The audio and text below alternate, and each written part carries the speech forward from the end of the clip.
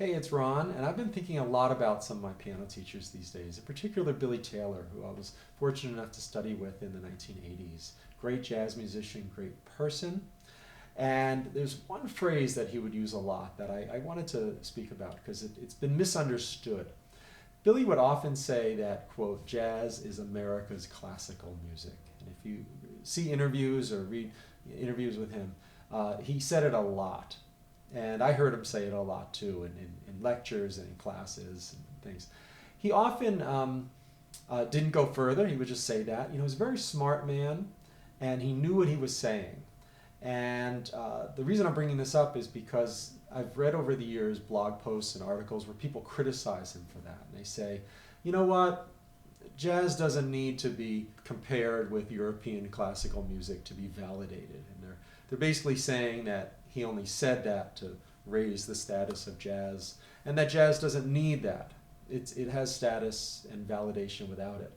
And I think that Billy Taylor would agree that jazz doesn't need to be compared to, say, European classical music to have status. He would say that, I mean, as much as anybody. But that's not what he meant. And there's one interview in particular. I think it's Marion McPartland's piano jazz interview with him. I think it's that interview where he explains it a little further, which I had heard him do in person too, but he went further in this interview.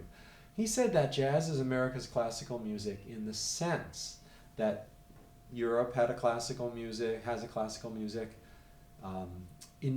classical music, China has a classical music, Japan has a classical music, and these classical musics are based like on the folk traditions originally and popular song and all that, and more or less degrees, and that it's been sort of transformed into this art form. That's what he was talking about. So he wasn't just equating it with the sort of high cultural level perception of European classical music. He was saying that jazz was based on folk sources, you know, field songs, church music, marching band, all those things, banjo music originally, and basically, along with other influences, and became its unique thing at a very high artistic level. That's what he was talking about in a world view, not just world cultural view, not just in terms of Europe. So there you go. That's sort of me helping my old teacher in some ways, and also helping us understand jazz and its role in world music as well.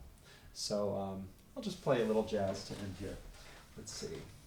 How about a little, I don't know, Alice in Wonderland.